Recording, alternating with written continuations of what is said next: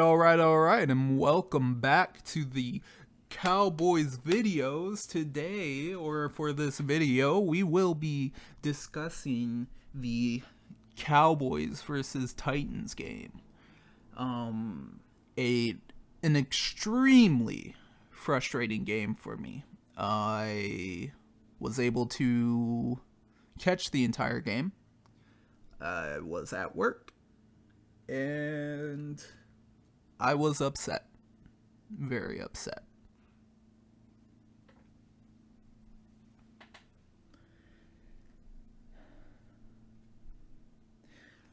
For this video, I'm going to be talking a lot more in general about the game. On the other video, I took a lot of notes about the game. On this one, I just wanted to enjoy watching.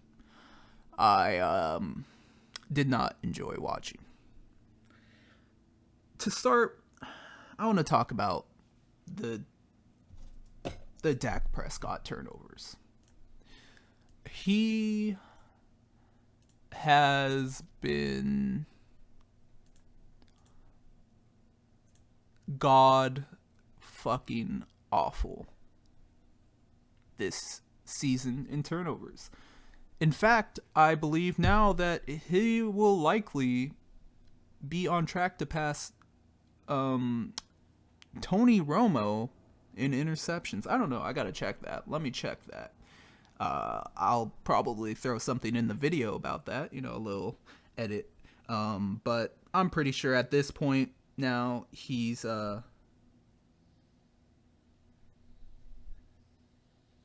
pretty sure he's gonna pass Tony Romo in turnovers. And that was the thing. If you all remember, that everybody was kind of saying that we should go to Dak for. It's like, he doesn't turn the ball over. Tony Romo turns the ball over. Yeah, Dak also turns the ball over. And he can't make the throws that Tony Romo can make. Let's be real. Tony Romo could make. No longer.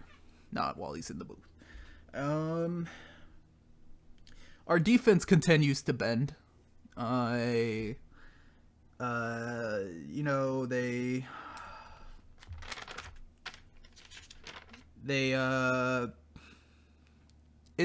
getting rough, I think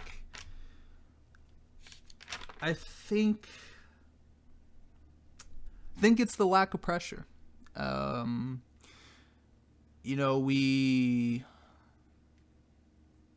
We started the season off getting a lot of sacks, getting a lot of pressure on the quarterback, and in the last couple weeks we've just been lacking in that.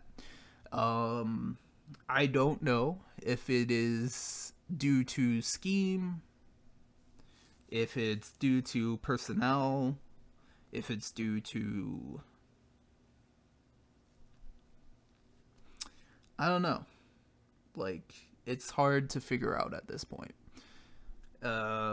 For this kind of fall off to happen is kind of insane. But I think I'm hoping it'll stabilize. Pretty sure all I can do is hope it'll stabilize. Now, we were definitely in control of this whole game, I believe. We don't think we ever were not in the lead. And sure, they brought the game within 4 points at one point. Twice. But, from what I remember, I never really felt like we were gonna lose. I was extremely annoyed and pissed off that the game wasn't over yet. Joshua Dobbs, I think, showed that he can at least be a backup in this league for a long time. I think people very much underestimated him going into that game. 6 years in the league, being able to learn behind guys and not having to...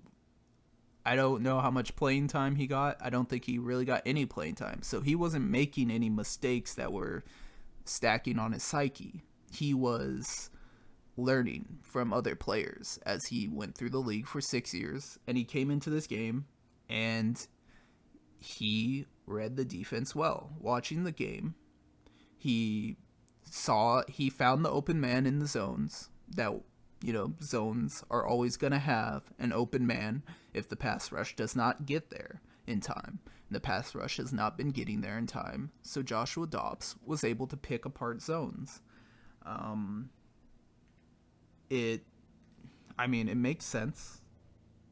He made a couple great throws that you just got to tip your cap to. Like, I don't think anybody, like, there were a couple of throws in that game where you're not going to be like, oh, like, the Cowboys really should have stopped him there. Like, if you watch the game, the Cowboys made it tough for Joshua Dobbs.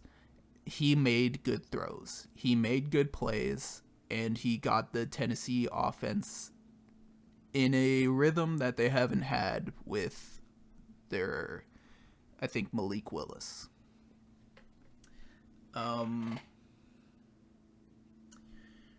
See, the thing that really does annoy me, though, is when Dallas wins ugly, it's always a bad win. It's always a bad win. But when other teams throughout the league win ugly, those are signs for great things. It's like, oh, well, even in an ugly game, this team can win.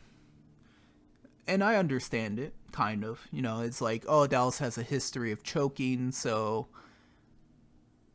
this is an exception of them not choking rather than the rule. But also, you understand how dumb that sounds, right? Dallas has been choking for 20 years, so they will choke. Who on this team was on... Who in 2009 is still on the team? Who in 2014 is still on this team?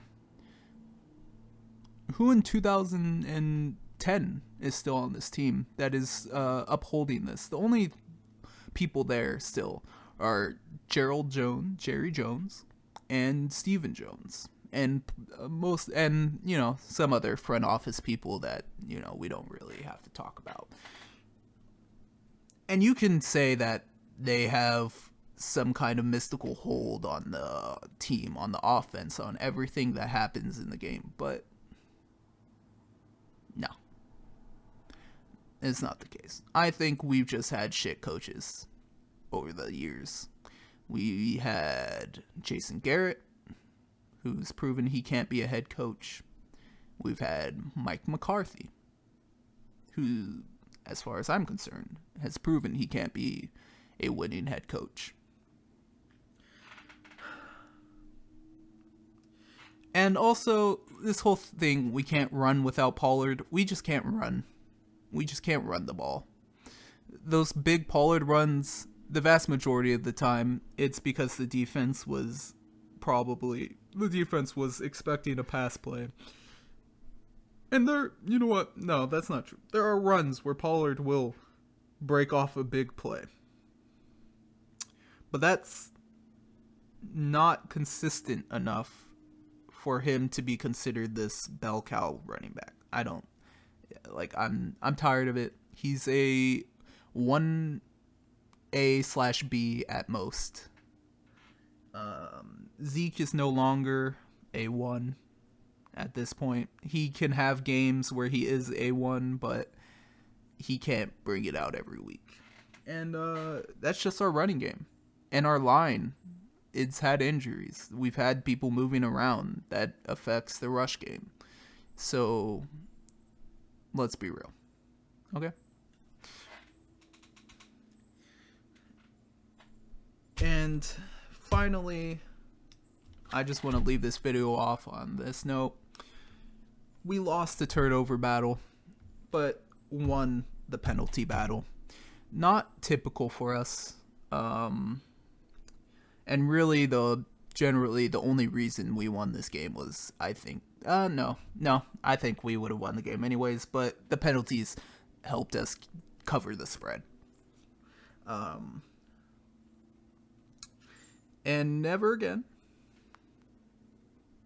I don't know. I really hope we don't lose the turnover battle again, because we're not going to win in the playoffs by doing that. You know what? That's all I have to say about that. So, remember to like and subscribe, and tune in for the next video about the Cowboys versus the Eagles.